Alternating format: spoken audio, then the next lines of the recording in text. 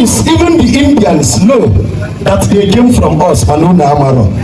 The Harappan civilization of India gave credit to the ancient Africans, made reference in the Sanskrit, assumed from the ancient Igbo artifact. Igbo gosi na ndị Igbo mụtara India. Iwe sị m na Igbo si Israel bịa.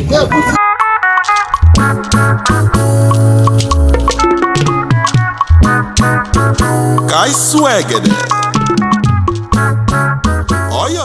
Mama ekwuchie mama ekelere gị ma na ọmụmụ nwa na-atụrụ ime m mma. Nna m eri na-ekelere ndị nwoke na ịmụrụ ọtụtụ mkpụrụ obi ma ndị ịmụrụ amara onye Igbo. Mana abịara nta anyị ka ngosipụta na mmadụ na-anụ ụwa pụta na nwata. Ka ụwa wee marụ na ndị gboo eseritoro n'ụdị ụmụaka. Otu nwanne gị akasị a na a na-anụ ụwa. If you have ever doubted the reincarnation, I am a proof that na mmadụ na-anụ ụwa. If everyone needs him, then in 100 years might not be able to say it. Now, with due respect to this announcement, I make a man of them. As for Mata, or could never go Mata, I wouldn't be a monk, standing on that existing protocol. I have to commence on my teachings. Niwumelo 4H era, Aniwumelo mgbe ịnọ na nkuzi ọdịdị ndị Igbo. A na-ele Chukwu ume na n'obi gbalụ mbọ dee ya n'akwụkwọ nke ọ kpọrọ After God is Dibia na ọtụtụ ndị na-ede akwụkwọ ọzọ. Ndị Igbo amarọ na ije mba dị iche iche efu na ọ bụrụ sọsọ ndị Juu ka anyị mụrụ. Okwu asị gị na ndị Juu mụrụ anyị, asị gị na ije n'ụwa dị iche iche efu na ọ bụrụ sọsọ ndị Juu ka anyị mụrụ. Anyị nwasi ebe a jebe obodo ahụ a na-akọrọ gị mana mma atara gị mmanwụ bandị. Standing on that protocol, I want to correct the impression that from esoteric understanding and research, I have studied the 34th dynasty that gave rise to Akajo Chukwuemeka, and I can boldly tell you that Nafo Obinwa bụ Obi Woga. I repeat, Nafo Obinwa bụ Obi Woga, and I will explain what is Woga. In the concept of the 1800, when the Jews started chasing clout in the world, they are looking for people to conquer so that their identity can be made possible. We became victims and we played in their part. Revealed in Revelation chapter 3 verse 9 and Revelation chapter 2 verse 9. Going further, even J.H. Bible na Kuzulu came and pastor na ada agwụ n'eziokwu. Going further, Igbo nwere age gap na-anọ ụga aka, ụgachi, ụga anwụ na ụgazi. N'ụga aka anyị abụrụ mmadụ, anyị bụ anyanwụ na ọnwa kpakpando, ife niile nke malụ mma n'elu ụwa. We are energies, not human.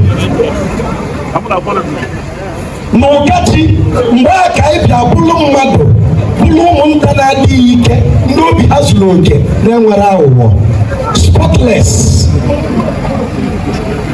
N'ụga anwụ mgbe aka mmalite nke amamihe bịa dịbe ikile n'ime mmadụ, mmadụ wee jụba ese onye bụ ka ọ bụ. O wee sị ya na onye nwa bụ mma ndụ, the beauty of life, mma nke ndụ. Na-emela anyị ji na-eti mmọnwụ, the beauty of death. Maka na ibe eji eti mmọnwụ bụ ka anyị wee lota na mgbe mmadụ nọchara na mma ndụ na ọ ya agakwụkwa mma nke ọnwụ. Ndị aka akwụsịghị na ọ balụ n'ijide. When we transit to the other astral plane, we become mmọnwụ. That's why when we venerate masquerade, I know that ndị nna anyị ochie niile bago n'ijide. Ndị Igbo amarọ na agacha ụga anwụ the age of enlightenment and knowledge. Anyị banye na nke tọrọ njọ nke a na-akpọ ụgazi. Ụgazi bụ oge ihe ọjọọ na anya mmiri, ekworo na anya ukwu, ịkpa asị jupụtara n'ụwa. O nwere onye na-ajụ ese esiokwu, okpukpu mmadụ na-adịla anyị ka ọ nwere ife ọ bụ, ya bụ ụgazi. Mere ndị Igbo ji atụ ilu sị azị gbakwa. Metụ nwanne gị aka sị azị gbakwa. Mgbe ndị Igbo sị gị azị gbakwa, ọ na-elote na ị na-aṅụ iyi ebe ọsẹ ka a ghara imekwa ka anyị fụ ụgazi n'oge nke anyị. November 21, 2012, we transited from Ogazi to Gamu. Anyị si n'ọgbọ ọjọọ wee banye n'ọgbọ amamihe ndị sụrụ Igbo kpọrọ ya the age of Aquarius. To prove this, even the Indians know that they came from us, Manuna Amaro. The Harappan civilization of India gave credit to the ancient Africans, made reference in the Sanskrit, assumed from the ancient Igbo artifact. Igbo Igbo gosi na ndị Igbo mụtara India. Iwe sim na Igbo si Israel bịa. Gị na nna gị onye ya ebu ụzọ mụta gị ọkpala. Ana m ajụ unu bụ ndị okenye. Gị na nna gị onye ya ebu ụzọ mụta gị ọkpala. Proving history that the white man played us is using the Bible as the base of history. According to Galatians chapter 4 verse 24, the Bible said that I am not real. I am a storybook.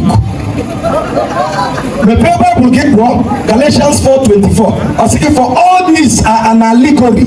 Akụkọ ifo. Onye bụ Igbo? Igbo mụrụ idu. Eri mụrụ idu. Idu the kingdom wepụ obi wee mụọ idu n'ọba. Present day Benin. Igbo mụgidere mmụọ ọdụ na nwa nke a na-agba Odubuwa. Ịmara onye Igbo. Isi m na isi Israel. Waka na nasi agba asị papa. Onye bụ Igbo ka anyị bido na nna ya eri. In the emerald tablet of Tahuti and the tablets of Gilgamesh, even the Sumerians and Mesopotamia gave credit to nna ya eri. Ihe agbọrọ ya bụ eshi.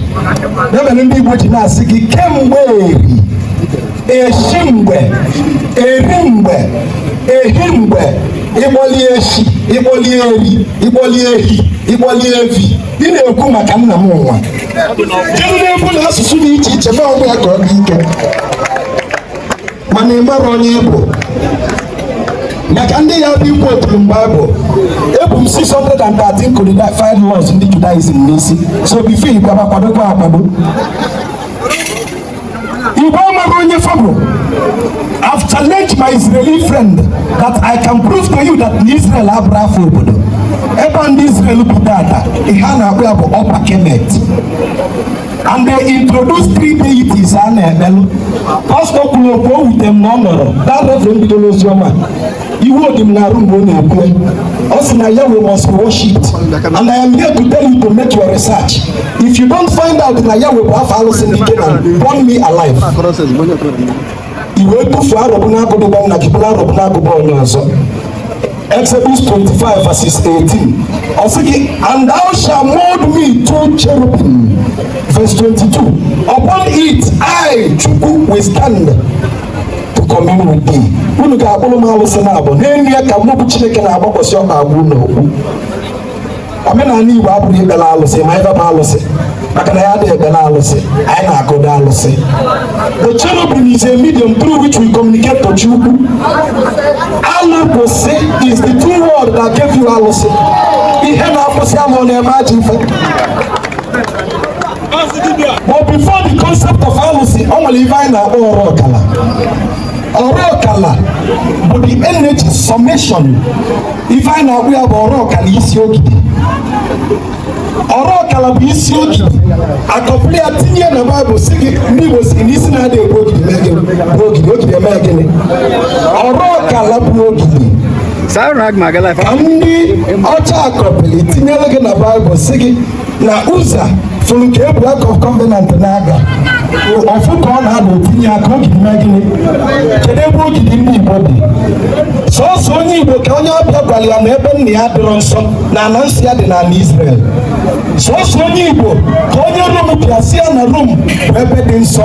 Sọọsọ onye Igbo si na ana ndị ofeke na-amụrụ Chineke dị nsọ karịa be anyị. Ijebe River Jordan na-ekpe ekpere mana agba na-abịa eso na ọma mbaladi. Onye mere ụmụ ife a? Unu na-ahụ ihe efu n'anya na-achọkwa okwu ụwa. Psalm 4 verse 3.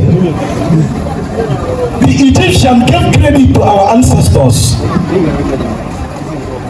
Unu na-ahụ ihe efu n'anya na-achọkwa okwu ụwa. Ịmaghị onye Igbo. Ịbụ na ịkwere na mmadụ na-anụ ụwa na onye nọ n'ụwa na-agwa gị eziokwu. Anụrụ m onye mbụmbụ. Anyị sị na anyị na-eme dibịa eche na ịgwọ ọgwụ. Gini Dibia. The word Dibia is from two words, Di Abia. In the word, in Igbo language, Di is a master or expert. Dichi means an expert in multiple yams. Onye na-akọ jiri nne mbọ. Dioka. Ụmụ dioka, onye ụmụ dioka n'ebe a. Dioka. Onye na-akpụ ụzụ, onye ọka. Dioka.